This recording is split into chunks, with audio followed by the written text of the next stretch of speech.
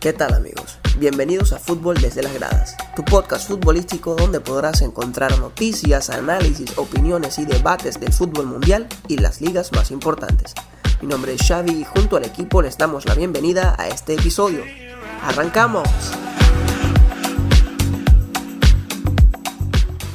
¿Qué tal, amigos y amigas? Bienvenidos a un episodio más de Fútbol de las gradas. Hoy con nuevamente un invitado de la casa, el profesor y doctor Richard Páez. En este episodio vamos a estar hablando de lo que fue la doble fecha por la jornada de las eliminatorias rumbo a Qatar 2022, en esas sorpresivas derrotas de la Vinotinto en Barranquilla frente a Colombia 3-0 y la menos esperada que fue en casa, en Mérida, frente a Paraguay. Bienvenido, profe. Un honor nuevamente. Bueno, buenas. ¿Cómo están ustedes? Un Hola, placer, profe, ¿cómo está? tanto Javier, Jesús, Jaime y Alejandro. Profe, Agradecido por la invitación, por la oportunidad y bueno, vamos a hacer un conversatorio más que cualquier otra cosa de lo que lamentablemente aprendimos. Aprendimos en esta doble jornada que no nos dejó resultados positivos, por lo menos en puntos, y que lo que nos dejó fue lecciones por mejorar. Sí, profe. Empezando un poco, cuéntenos cuáles fueron sus sensaciones, sus conclusiones tras culminar esta doble fecha de la Vinotinto. Bueno, no, sabiendo yo la tremenda responsabilidad que significa ser seleccionador, porque los partidos de eliminatoria suramericana son partidos muy complejos que tienen mucho que ver el conocimiento de la idiosincrasia cultural que tiene cada país para enfrentar estos partidos, que no es fácil llegar si no hay un trabajo previo que sea coherente, que sea sólido y que hay que establecer como fundamento principal es lograr construir equipo.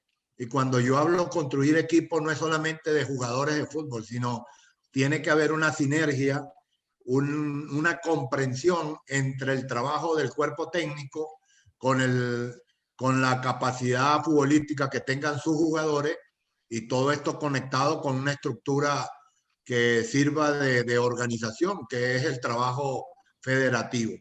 Realmente en esa parte dejamos mucho que desear. Llegamos muy mal preparados, llegamos simplemente con deseos, con buenas intenciones. Había escuchado muy buenas declaraciones del cuerpo técnico, pero cuando llega la realidad, que es en el campo, las realidades se enfrentan con un compromiso que hay que hacer, no que hay que hablar, sino que hay que hacer. Y cuando a uno le corresponde hacer, pues son los jugadores, necesitan traer un mensaje que sea coherente, un mensaje que haya sido comprendido por todos y que todos estén convencidos.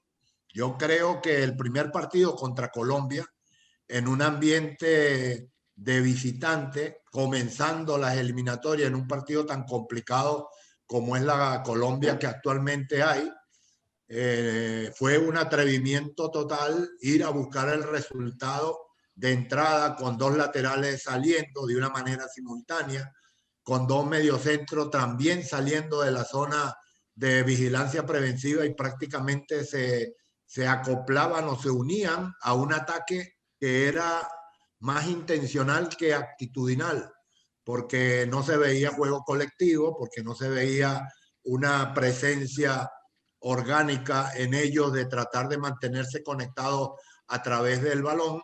No se estaban defendiendo con posesión de pelota, sino estaban queriendo atropellar o hacer transiciones muy individuales. Entonces, realmente el ataque de Venezuela fue muy estéril. No hubo conexiones ofensivas que preocuparan a Colombia y en un momento determinado, con los dos laterales saliendo de una manera simultánea y sin cumplir una verdadera vigilancia preventiva para apoyar o para prevenir las transiciones del equipo colombiano, en una de esas nos equivocamos con los dos laterales arriba con también el volante mediocentro en una posición no adecuada y nos agarraron en una transición rápida que fue el primer gol, en donde Cuadrado se desplegó por esa banda derecha y lamentablemente nos convirtió un pase gol que fue excelente, en donde Fariñez mostró que todavía no estaba en el ritmo futbolístico que uno le ha conocido y que vimos que la defensa, los dos defensas centrales tuvieron que jugar con el apremio de la jugada en velocidad, y cuando uno juega con eso sin haber anticipado, realmente te sorprende, y mucho más con la categoría de pase gol que hizo Cuadrado. El partido se fue, comenzó ahí a abrirse, comenzó ahí Colombia a sentirse más cómoda en la cancha, y en ese primer tiempo consiguieron 2 goles más que definitivamente evidenciaba lo que estaba pasando en la cancha. Colombia se veía seguro, Colombia se veía con personalidad de juego colectivo. Los jugadores venezolanos era pura intención, una carreras individuales de Machís, carrera individual de Murillo, de repente Córdoba tratando de pivotear, pero perdían siempre. No había conexión. Una de las cosas que no vi en ese primer partido fue la intencionalidad del el primer pase de salida. O sea, los defensas centrales, el arquero o el volante central son los encargados de sacar la pelota de la zona defensiva si quieren apostar a ese juego de salida desde atrás. Ninguno de los cuatro estaba preciso. Estaban apostando al pelotazo largo, que lamentablemente para el fútbol venezolano todavía eso no es para mí el diseño yo digo, de la identidad que ha caracterizado al futbolista venezolano, y mucho más con la calidad de jugadores que hoy tenemos del medio campo hacia arriba. Entonces, todo eso lamentablemente la improvisación en el fútbol élite paga caro, cobra caro, mejor dicho. Nosotros recibimos 3 goles contra Colombia en el primer tiempo. Afortunadamente en el segundo tiempo Colombia bajó la intensidad de manejar el partido. Creo que se estaban cuidando para lo que venía contra Chile de visitante, y por eso para mí, gracias a Dios, fueron piadosos de que no aumentaron el nivel de exigencia, porque hubiese sido de escándalo si ellos hubiesen querido, nos hubiesen hecho más de 4 o 5 goles. El otro partido es el que a mí sí me dejó una sorpresa desagradable, porque yo entiendo que el profesor Peseiro haya entendido que se equivocó planteando un partido tan abierto, sin haber trabajado a ese equipo, sin haber hecho entender el verdadero funcionamiento cuando uno apuesta a esquemas ofensivos. Es más fácil construir, es más fácil destruir que construir. Es más fácil un equipo bien parado atrás tratando de aguantar, que no requiere de tanto trabajo, de horas de entrenamiento, a querer desarrollar un planteamiento ofensivo con un equipo desplegado para jugar a atacar. Eso necesita trabajo, necesita tiempo, y eso es lo que no tuvo Venezuela. Entonces él apostó y él aceptó después que se había adelantado a lo mejor en querer presentar un equipo demasiado agresivo como el que presentó, que me parece que ahí fue donde se equivocó, pues, al no haberlo trabajado. Es una cuestión que no era fácil. Pero cuando va al segundo partido, cuando ya tiene que haber tenido una fase por lo menos de entendimiento con sus jugadores, él mantuvo la misma circunstancia, pero ahora en aspecto conservador. O sea, eso fue lo que dejó muchas dudas, no solamente para los fanáticos, que lo que quieren es ver ganar al equipo. Ellos no saben cómo, que lo gane como sea, no me importa si es pelotazo largo, si es con un tiro libre, si es con un saque banda y hacen un golpeteo ahí, gol. Al fanático lo que le interesa es ganar. A los que conocemos algo de esto, que es el fútbol, lo que nos interesa es ver identidad, comprender a qué se quiere jugar, por qué se plantea un determinado sistema o determinado estilo. Realmente ahí es donde uno quedó en duda, porque el cambiar de una manera tan brusca, jugando de local contra un equipo como es Paraguay, que tampoco mostró una gran dimensión de juego futbolístico, y jugando de local, con la obligación ahora era de Venezuela de recuperar 3 puntos, porque eso era lo que habíamos perdido, 3 puntos contra Colombia. Ahora había que ponerse a la altura del jugador o del equipo que jugaba de local. Creo que ahí es donde quedó en una deuda tremenda con los mismos jugadores, más que nada, porque el jugador que venía con la pretensión de jugar su partido mucho más de local, apostando a un juego mucho más ofensivo, se quedó con las ganas de jugar o para jugar solamente 15 minutos. O sea, porque el primer tiempo se regaló en el aspecto de esperar, y en la espera se pasaron los 45 minutos y no ver nada, apenas un tiro libre de Rómulo, con la calidad que tiene Rómulo, y luego se perdió toda la posibilidad de ataque de Venezuela. Entonces, realmente es ahí donde la deuda deja muchas preguntas.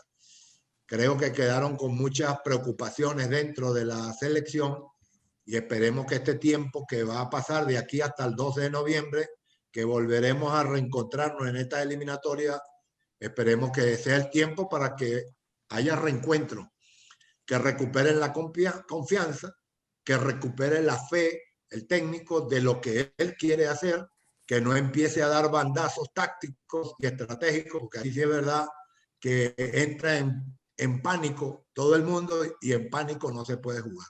Si hay algo que ha aprendido, es que los equipos que consiguen resultados juegan con confianza, no con pánico, no con ansiedad, no con necesidades obligatorias, no con presión porque todo eso significa error.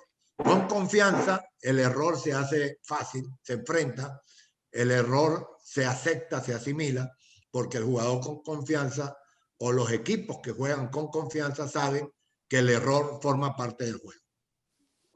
Profe, eso que quería hablar con usted, algo que nos caracterizaba a nosotros y que nos beneficiaba entre tantas cosas, era que la selección venía como un equipo con confianza, porque ya que todos se conocían. Y eso no se vio en los partidos, se vio un equipo que no se conocía, se vio un equipo distinto a lo que estábamos esperando. ¿Cree que el error más grande fue ese? ¿Fueron los jugadores? La falta de Salomón, de Jordan Osorio. ¿Cuál fue la falta más importante? Ahí tienen que ser copartícipes todos. Aquí a nadie se le debe quitar ni un mínimo de responsabilidad. Yo creo que el ambiente que se dio a esta eliminatoria no eran las ideales. Nadie hubiese querido, mucho menos el profesor Peseiro, llegar al primer partido oficial sin haber entrenado con su equipo. Entonces, por favor, esto es muy difícil. O sea, no hay forma de poder transmitir una idea, y mucho más si es una idea ofensiva, creer que simplemente colocando a los jugadores es suficiente. Hay que tener un mensaje más acorde a lo que se va a hacer entender de una manera simple lo que se pretende jugar, y eso lamentablemente no se observó en el terreno de juego por los intérpretes, porque todo esto es la interpretación de transformar la teoría en la práctica, y eso tiene que haber una combinación ideal en la transferencia pedagógica del entrenador de sus conceptos teóricos, y luego los jugadores en hacerlo práctico. Eso no se vio. Creo que todos son copartícipes. Lamentablemente para nosotros yo lo había dicho, que Ecuador y Venezuela eran los más que tenían más riesgo, porque eran los que tenían menor tiempo de haber trabajado con los entrenadores. Para Colombia fue fácil, simplemente Queiroz es hacer recordar, es apelar a la memoria, es empezar a colocar los jugadores en su posición, que ellos en la cancha se encuentran. Pero que llega Peseiro, no tiene ayudante venezolano, no hay nadie que le sople de Venezuela, ten la seguridad que se le hace muy difícil a un técnico que no sabe si Murillo es Machís o Machís es Salomón, porque no los conoce. A mí que no me diga uno cuando llega, no se le hace fácil de una vez reconocer si Felcher es creo que es el alto, o es Chancellor, creo. Es así, viejo. Eso es algo normal. No es que le estoy cargando a nadie la culpa ni nada de esto, porque no es de eso. La misión es que es Venezuela. Venezuela se nos fueron 6 puntos.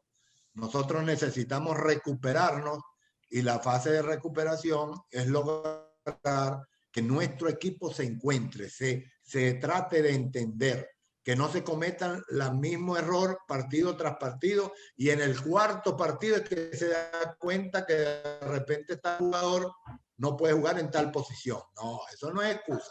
A mí que no me venga un técnico a decir que no sabe. En un partido ya uno reconoce si tiene la categoría para ser un seleccionador.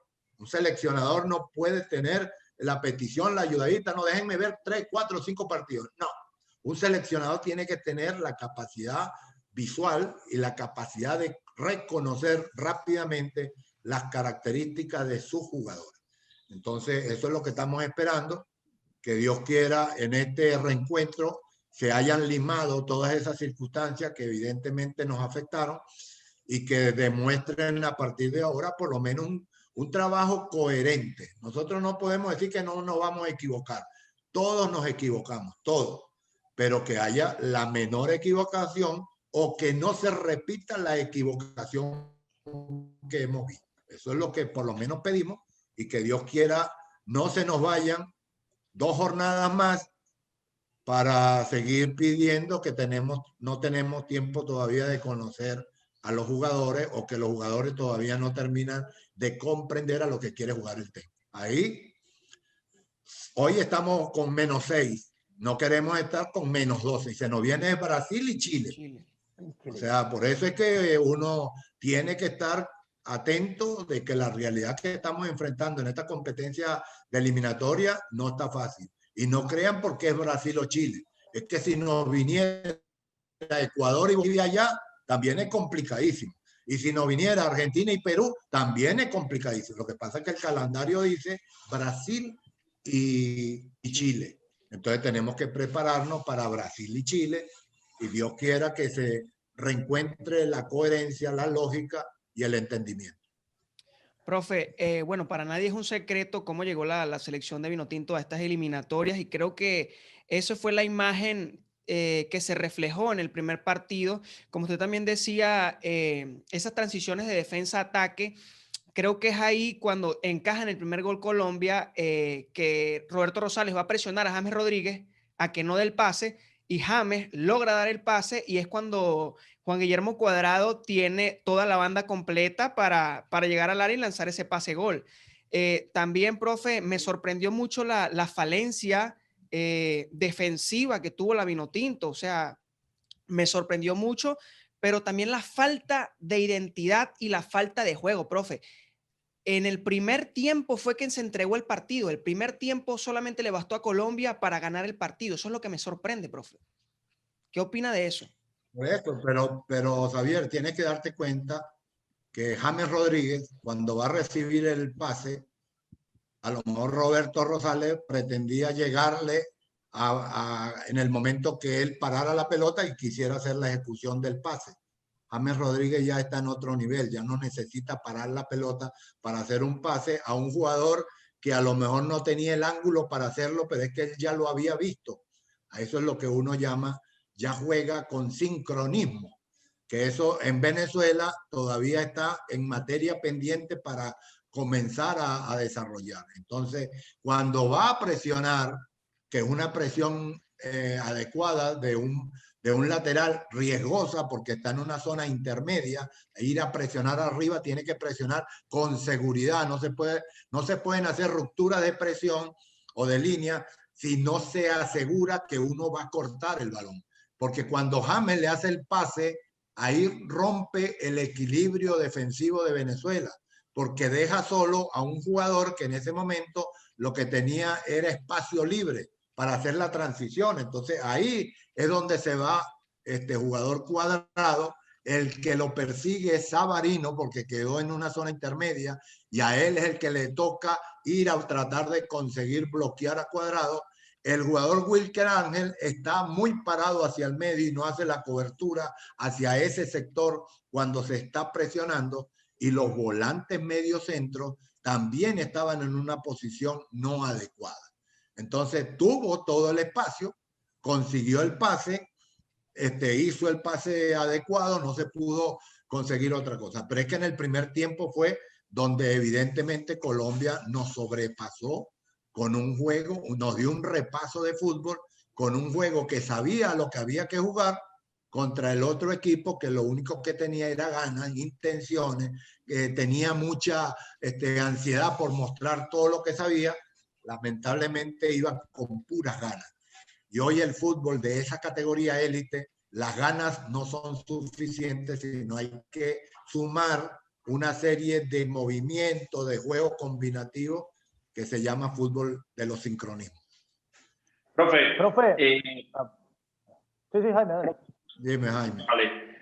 Profe, ya que estamos hablando de Roberto Rosales, tenemos que ver que el profesor Peseiro apuesta por Rosales por la banda izquierda, cuando Rosales viene ya años en los clubes donde juega, jugando por la banda derecha, aunque él ya se haya destacado anteriormente por la banda izquierda, pero teniendo de repente a un jugador como Fletcher en la banca, que podía fácilmente, que un jugador que tiene experiencia en eliminatoria, fácilmente podía cubrir esa posición y Rosales cubrir su posición habitual, porque el profesor en los dos partidos apuesta por Rosales por la izquierda, y aparte de apostar por la izquierda, en los dos partidos Rosales tuvo deficiencia por la banda izquierda. Entonces, no entiendo por qué el profesor Peseiro en dos partidos, viendo la deficiencia completa de Rosales por la banda izquierda, apuesta por el jugador por esa banda.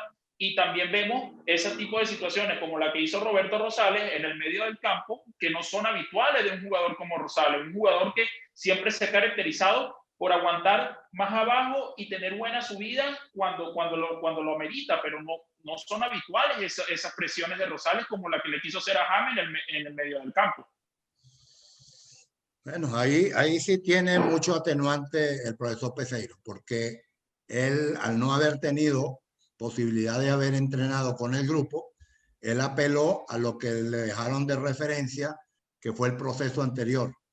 Y el proceso anterior fue el que comenzó a colocar a Rosales en una posición antinatural. O sea, el colocar a Roberto Rosales como lateral derecho, que es su perfil natural, colocarlo en la posición contranatural y mucho más en posiciones que son movimientos y dificultades diferentes, teniendo pierna cambiada para marcar. Entonces, en el lado izquierdo, ahí yo le doy un cierto margen de atenuantes al profesor Peseiro, porque al no conocer a los futbolistas y él saber que no, este viene jugando con el proceso anterior, jugando ahí, ha hecho buenos partidos y es un excelente jugador y todo el mundo lo reconoce así, él repite. Lo que no estoy de acuerdo es que lo repita en el otro partido. Ahí sí es donde yo no puedo aceptarlo, porque es ahí donde ahí sí el técnico tiene que percibir, me está dando ahí buena actitud, buena efectividad o no. Ahí es donde realmente creo que es donde el profesor Peseiro tiene que resetear la idea del conocimiento de sus jugadores y empezar a ver dónde colocarlo en la mejor disposición. Tienen que ponerle ahí un técnico venezolano que lo acompañe, que lo ayude, que le dé los aportes adecuados para que no se, por lo menos que no haya después ningún tipo de excusa, que es que no sé, que es que me faltan 2 partidos más para reconocer los partidos. Como venezolano no lo acepto.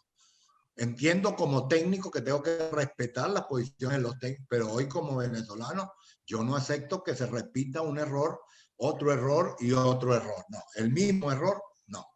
Entonces ahí sí creo que evidentemente yo creo que tiene la posibilidad el próximo 2 partidos de ver si ha encontrado un lateral izquierdo, que los tiene, para buscar conseguir colocar a un hombre que tenga el perfil natural de ese lado y colocar a Roberto donde debería jugar.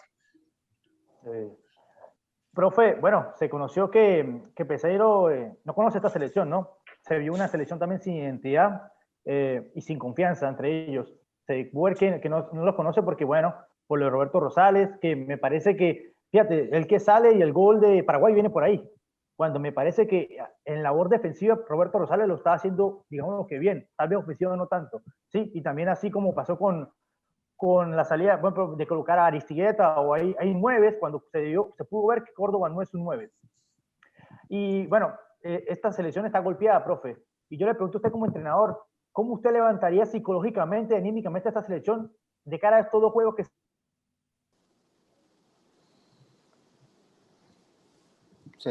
se paró? Bueno, Yo creo que profe, él quiso decir es de cara a estos dos juegos que faltan, profe. ¿cómo lo se levantaría? viene bastante fuerte? Sí, yo creo que indudablemente estos son jugadores que yo no creo que necesiten de charlas motivacionales o charlas inspiracionales, cuando lo que se le está pidiendo es que vuelvan a reconocer y hacer, que asuman la confianza de jugar lo que ya sabemos que pueden dar. Es sencillamente un trabajo de equipo entre ellos. Es una circunstancia en donde todos tienen que poner el máximo de su aporte individual en beneficio de la construcción del equipo. Ahí tienen que colaborar todos, ahí tienen que apoyarse todos. Estos jugadores no fue que dejaron de jugar al fútbol, esos son jugadores ya excepcionales, son jugadores de categoría comprobada, ya lo han hecho en sus equipos, con la selección, en diferentes momentos. No puede ser que un equipo que tenía la talla, la capacidad, que tenemos jugadores regados por el nivel internacional, que todos reconocemos que tenemos la mejor generación en cantidad y en calidad que ha tenido Venezuela, comprobada porque se encuentran regados por el mundo, que en 2 partidos digamos que no sirven, que no funcionan, que no pueden jugar. Yo ahí estoy totalmente en contra de esa situación. Aquí hay que, entre el cuerpo técnico y los jugadores, empezar a encontrar que tenga la lucidez nuestro cuerpo técnico de elegir bien, porque esa es su máxima responsabilidad, y esperar que ya de aquí hasta el 12 de noviembre, que es el partido contra Brasil, colocar un equipo que sepa qué es lo que tiene que hacer en la cancha, que recupere esa confianza y que definitivamente comience a mostrar la cara de la Vinotinto, porque la imagen que dejamos no fue la de la Vinotinto, sino de épocas pasadas antes del 2001. Profe, ¿a qué cree que se debe la... En el primer partido, ok, se entiende que Soteldo llegó tarde y no pudo formar parte del primer partido, pero en el segundo partido, ponerlo a jugar 15 minutos, sabiendo que es ofensivamente, junto con Machís, el mejor jugador que hay ofensivamente en la selección, ¿qué cree que se debe que no lo hayan puesto desde el inicio o darle más tiempo? Bueno, esa es la responsabilidad que tuvo José Peseiro. Él sabe por qué lo habrá hecho. Yo no quiero tomar ninguna especulación de por qué no, por qué sí. Creo que esa sí es una potestad que los seleccionadores tenemos que asumir, y cuando lo asumimos tenemos que respetarle su decisión, pero entendió que esa decisión, buena o mala, para nosotros fue lamentablemente mala por el resultado final, no nos dio lo que queríamos todos, lo que él quería, lo que quería Soteldo, lo que quería un país. Queríamos ganar a Paraguay, lamentablemente por la cantidad de acciones que se hicieron no fueron suficientes para ganarle a Paraguay, y lamentablemente tenemos que salir. Espero sencillamente que ese aprendizaje haya quedado en esa reflexión que todos los técnicos tenemos que hacer de los partidos. Seguro que va a haber los partidos repetidamente, los videos, para observar en lo que falló él, en lo que falló el equipo y en lo que falló individualmente cada jugador. Y en lo que también cada jugador hizo algo positivo, porque no todo fue malo.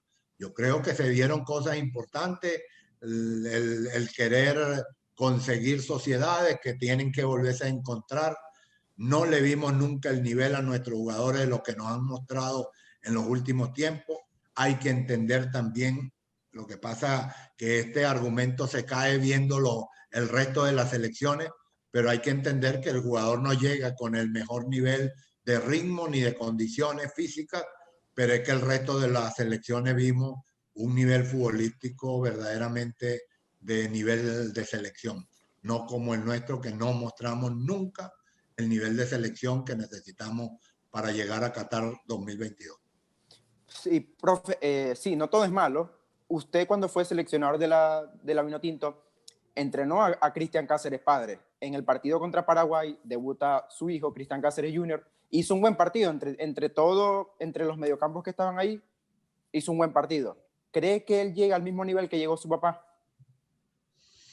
son jugadores distintos. Cristian era mucho más, más rápido, mucho más potente, más explosivo, con unas características más ofensivas. Jugaba arriba en todo el frente de ataque, podía jugar en cualquier posición, como delantero, como un falso 9, jugaba de volante de llegada, podía jugar por fuera, que era donde él mejor se caracterizó. Mientras que el Junior pues es mucho más cadencioso, técnicamente está a lo mejor más dotado que Cristian Padre, tiene características de un juego más colectivo, se ha adaptado al fútbol élite que le exige, es de los jugadores que yo le he visto avanzar en ese nivel, de que no tiene que mirar antes de recibir a quién le pasa, porque ya la resuelve antes. Es un jugador que tiene un potencial tremendo. Pero en líneas generales creo que ambos van a hacer una excelente carrera en su profesión. Profe, pasando ya al partido de Paraguay, lo que me sorprende es que tanto como contra Colombia como contra Paraguay hubo la falta de asociación entre los jugadores y la falta de juego ofensivo. Faltó un volante creador. Creo que Peseiro quiso incorporar ese tipo de juego con la incorporación de Rómulo Otero, pero no sé si fue lo que se consiguió, porque si vemos el partido de Machís fue muy impreciso tanto en los pases como en las llegadas. Y creo que se da cuenta del error, considero yo, profe, es con la entrada de Soteldo, porque Soteldo entra e inmediatamente cambia el juego ofensivo de la Vinotinto, porque pone, por decirlo de esta manera, patas arriba a la defensa de Paraguay con toda su velocidad y desmarque. ¿Considera usted que Soteldo debió iniciar este partido? No, bueno, yo considero que nuestro andamiaje ofensivo, entiendan ustedes, no es tan fácil construir juego ofensivo diciendo voy a colocar a Soteldo, a Otero, a Machís, a Yángel y a Tomás Rincón y a otro. Eso no es solamente colocando el nombre de los jugadores. Tú tienes que hacer un trabajo en donde el entrenador empieza a diseñar una serie de conexiones, de sociedades, de trabajo de movimiento, de rotaciones, de aparición, de líneas de pases, de configurar una serie de conexiones. Entonces, construir es más complicado que destruir. Entonces, ten la seguridad que no es tan fácil hacer de una vez un juego ofensivo. O sea, yo estoy totalmente convencido que si hubiese jugado Soteldo y lo hubiese colocado, no sé, por Machís, y Machís y Soteldo con esa estructura, solamente esperando, no sé si va a ser la misma cambio que lo que vimos en ese primer tiempo de Paraguay. ¿Por qué? Porque esa condición del mensaje conceptual de esperar, de venirlo muy atrás, genera una predisposición a la espera, a aguantar, a tener una mentalidad conservadora. Y es muy difícil que un jugador se desenganche de esa mentalidad conservadora si no es de una manera muy individual. Porque los equipos cuando juegan ofensivo en forma colectiva tienen un mensaje colectivo para todos y todo el mundo está con la idea, dame la pelota para yo formar parte del equipo que quiere jugar para allá, para adelante. Pero es un juego de conexiones, de movimiento y eso. Lamentablemente no fue eso el mensaje que tuvieron en el primer tiempo, y ya en el segundo tiempo cuando entra Soteldo, cuando entran y se colocan dos delanteros centros con iguales características, entonces ten la seguridad que el equipo realmente no se encontró y apostó fue ahí sí al ganar como sea. O sea, cuando entró Soteldo, entró Eris Ramírez y entró Aristigueta, prácticamente el equipo estaba, vamos a tirarnos todos hacia adelante para buscar el resultado como sea, hermano. Ahí ya es el momento de la motivación emocional. Jefferson Soteldo, además de las ganas que tenía de jugar, tiene la calidad individual para desequilibrar. Y en la primera jugada que agarró, se llevó al lateral porque entró con esa ansiedad de mostrarle al técnico, mostrarle al mundo, mostrarle a todo el mundo cómo me tienen a mí sentado cuando lo que se necesitan son jugadores con esta irreverencia. Ese jugador, como tiene eso como una característica natural, se lo llevó y tiró el pase y empezó a mover, y era lo que quería mover todo, pero las decisiones, por eso es que los técnicos tenemos demasiada influencia en los partidos. La gente no ha comprendido que es de acuerdo al mensaje conceptual de los técnicos que se presentan en los partidos. No es que los jugadores cambian todo y hacen una revolución por encima del técnico y le pasan por el río. No, eso no es lo normal. Lo normal es que los técnicos generan un cambio actitudinal en el juego de sus jugadores. Hay jugadores que son irreverentes, inclusive a esos técnicos que los quieren retener. Pero esos son los genios, esos son tipos ya demasiado, muy escasos. Esos tipos son los que se revelan y muestran su fútbol, pero esos generalmente son muy pocos.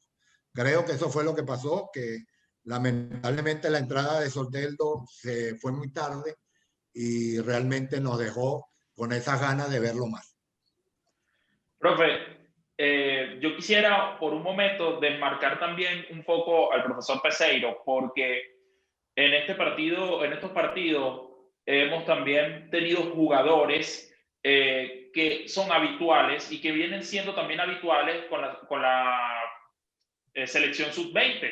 Por ejemplo, hablamos del caso de Yángel, hablamos del caso de Sergio Córdoba, hablamos del caso de Murillo, o jugadores que ya vienen jugando, conociéndose. Por ejemplo, Yángel con Machís viene conociéndose todos los días o todos los partidos en el Granada.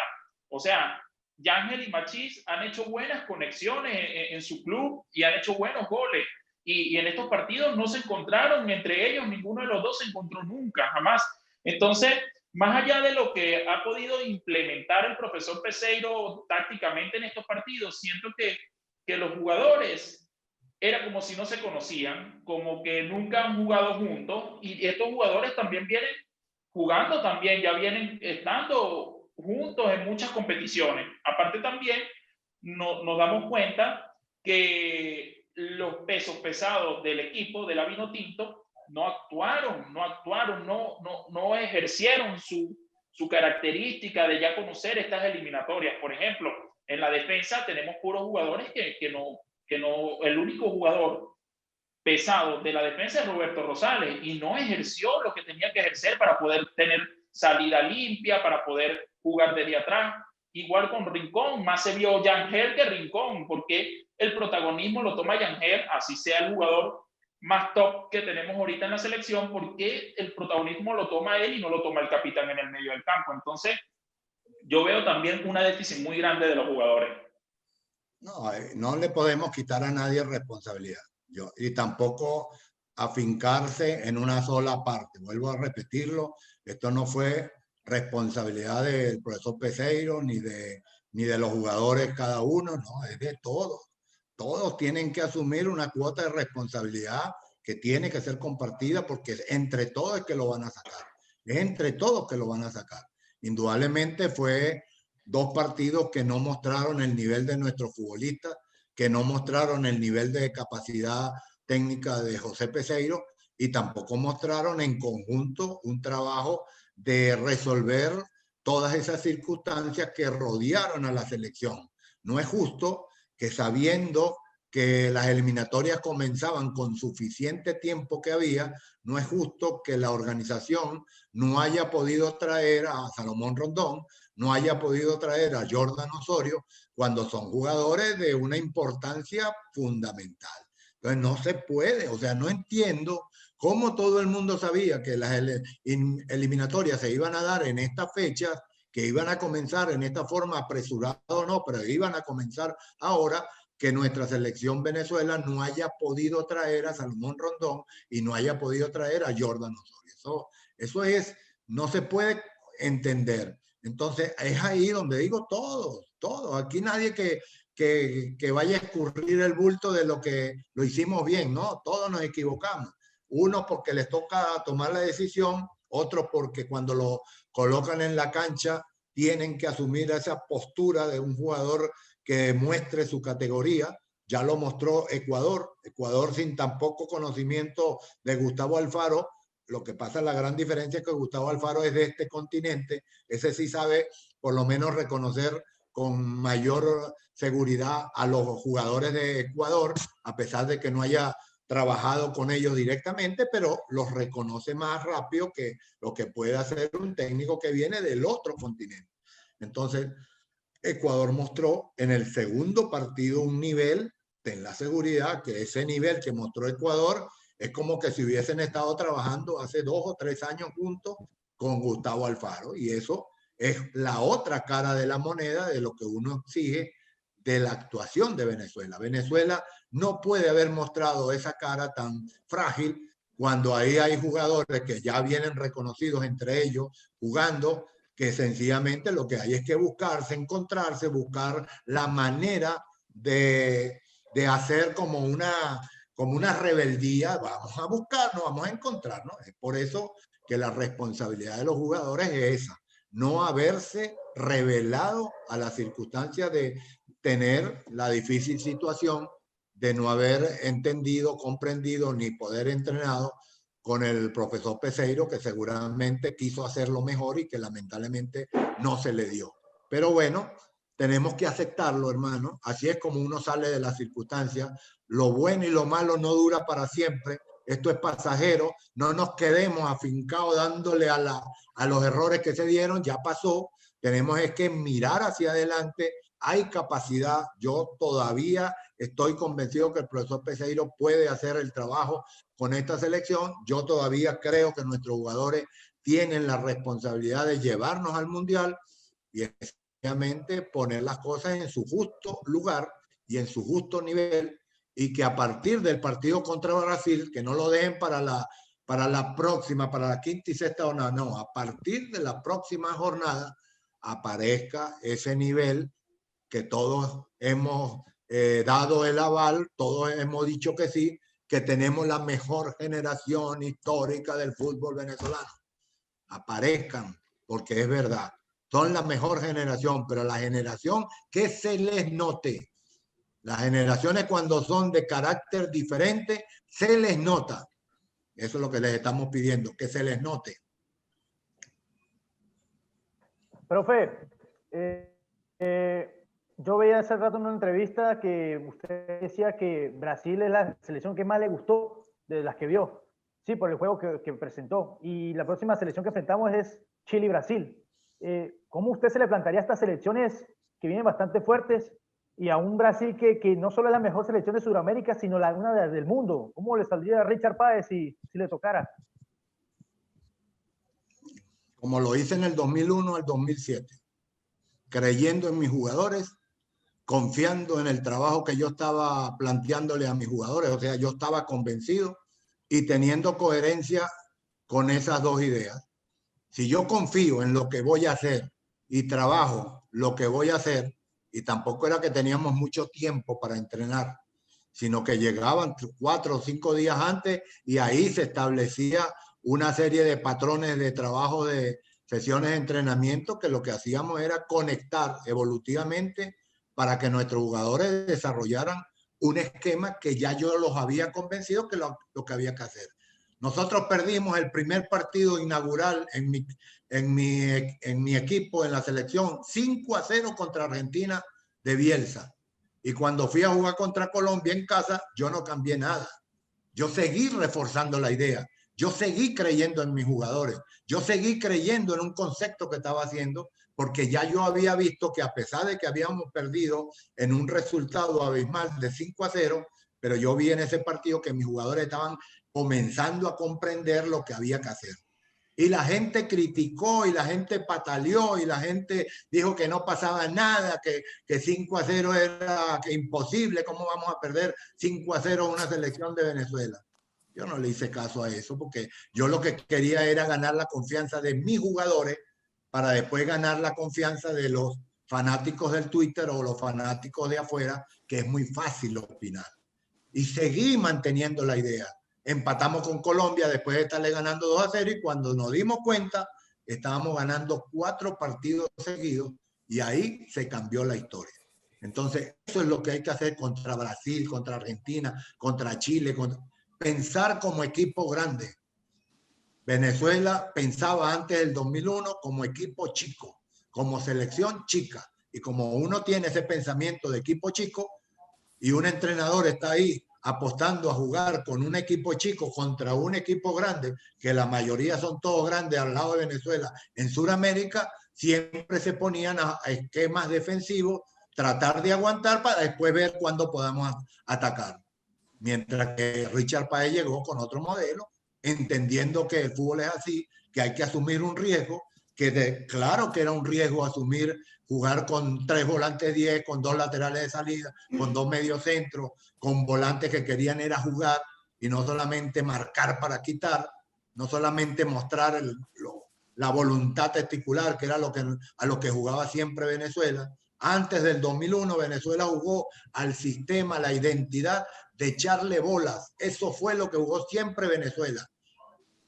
Por eso es que a partir del año 2001 vimos una Venezuela que además de echarle eso, empezó a mostrar fue fútbol. Empezó a mostrar fue jugar con convicciones, con conexiones, con sincronismo. Eso es lo que hay que hacer contra Brasil y contra Chile. Que el profesor Peseiro y nuestros jugadores de esta generación excepcional se tengan sintonía, que pongan la misma FM, que coloquen la misma FM y empiecen todos en la misma onda a decir, vamos que se puede. Juguemos convencidos los dos de lo que vamos a hacer. Si va a jugar con un modelo, manténgalo, tenga esa predisposición, crean esos jugadores. No empiece a jugar, si empieza con el pensamiento de la lógica, de esos técnicos que llegan, no, contra este equipo jugamos así, contra este equipo jugamos allá, haciendo cambios muy grandes de movimientos tácticos y estratégicos, no creo que sea la fórmula, no lo creo. Yo creo que la fórmula que más nos acercó a creer que sí podíamos fue cuando jugábamos con un planteamiento con convicción, que era muy raro que cambiara, que era muy raro que no tomara esa actitud de protagonista. Creo que para ganarle o para conseguir resultados contra Brasil y contra Chile hay que jugar con sentido de equipo grande, no como equipo chico. Profe, después del bochornoso que no podían traer a Salomón, no podían traer a Jordan Osorio, la selección viaja a Mérida y los hospedan en un hotel que hasta se les va la luz. Los llevan a una cancha en mal estado para entrenar. ¿Cómo cree que se puede sentir un jugador ya de un nivel tan alto y saber que va a Venezuela y pasan cosas así? Bueno, Jesús, tú sabes cómo está Venezuela.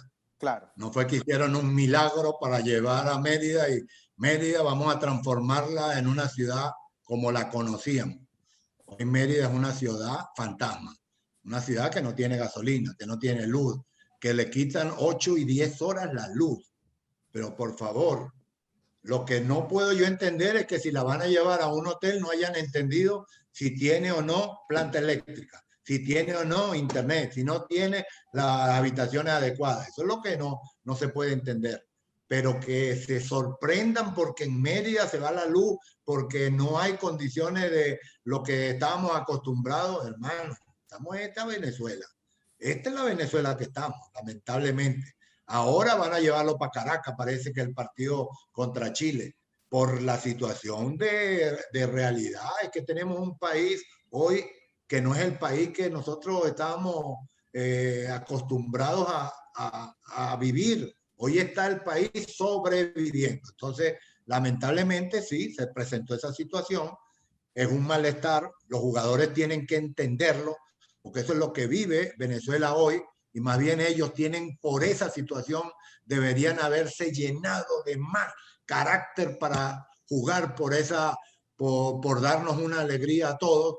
Y evidentemente ahí comenzar a darle un cambio, porque en la medida que la Vinotinto demuestre un estado protagónico, un estado de alegría que nos envíe a toda Venezuela, nos va a llenar de mayores fortalezas para enfrentar las dificultades que tenemos hoy en Venezuela. Entonces, Yo creo que ahí sí, indudablemente es una situación que no debe ser, pero es que Venezuela como está no debe ser, pero está así como está.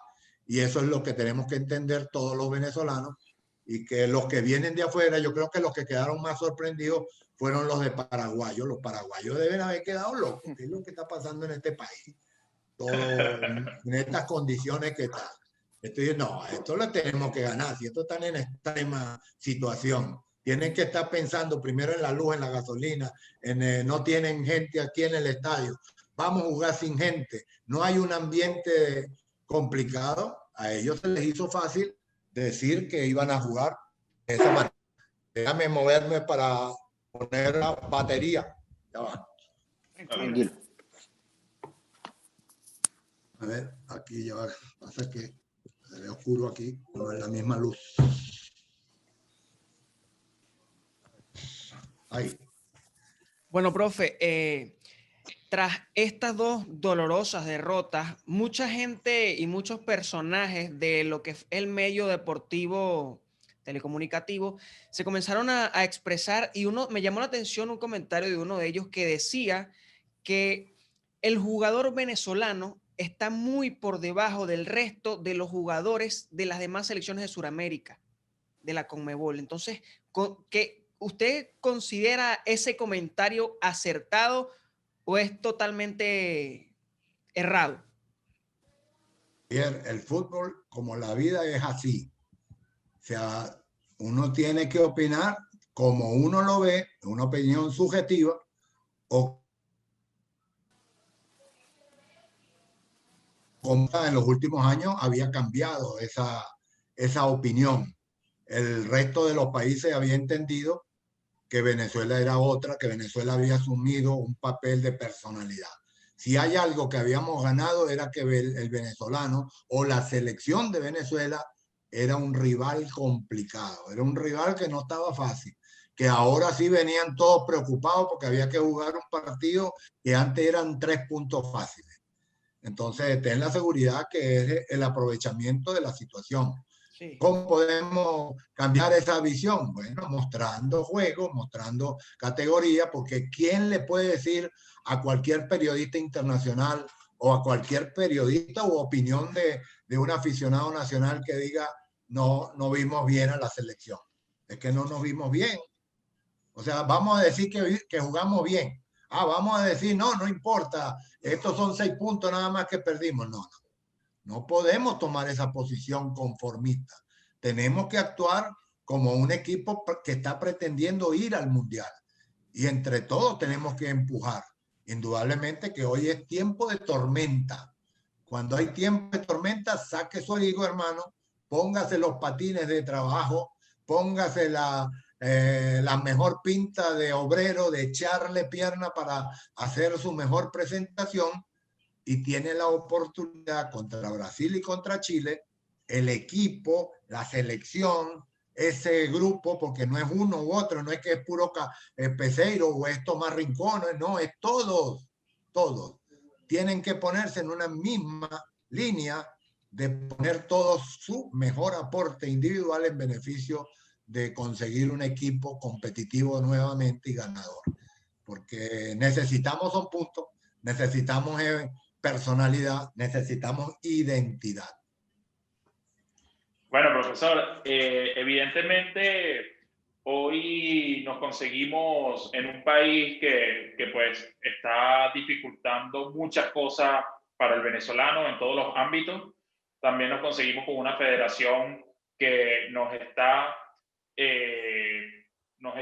pues poniendo muy difícil también a nuestros jugadores y a nuestros directivos poder lograr grandes cosas como selección, pero evidentemente también tenemos que dejar un mensaje a todo el pueblo venezolano, a todas las personas que siguen a la Vinotinto con pasión, a los jugadores también tenemos que dejar un mensaje de ánimo, un mensaje donde tenemos que seguir creciendo, tenemos que seguir siendo el jugador 12 de la cancha, tenemos que seguir apoyando, tenemos que seguir haciendo valer todo lo que nuestro equipo y todo lo que Venezuela ha logrado futbolísticamente ya estos años, desde que comenzó su periodo como entrenador hasta la actualidad. Entonces, queremos, para ya finalizar este programa, que Richard Páez, que ya lo ha venido diciendo, pero que lo diga nuevamente, les deje un mensaje a todas estas personas que creemos en que Venezuela va a ir a Qatar 2022.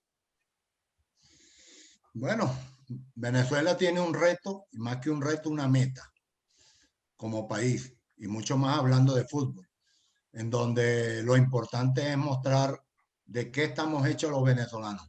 Cada partido de la selección de Venezuela es un reto que tiene un privilegio el jugador de la selección de sacar el pecho y decir: yo juego por Venezuela, yo juego por este gentilicio.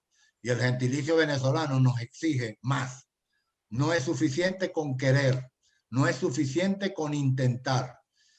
La única forma de ser suficiente es con hacer. Y cuando uno le toca hacer, tiene que exponer el máximo de su talento.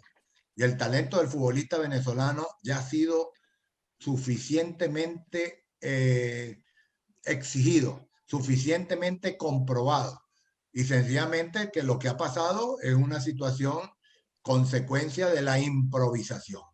Y que ya esa excusa válida es válida por 2 partidos. Pero a partir del tercer y cuarto partido, ellos son los responsables de este gran cambio.